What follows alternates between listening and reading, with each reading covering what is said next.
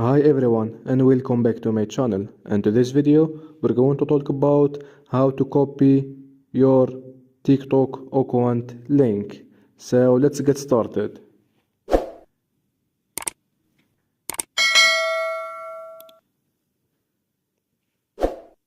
Well, after getting the application, go to your profile by tap here at the bottom. Then tap on three line at the top right and choose settings and privacy. From here you can see this option, share profile.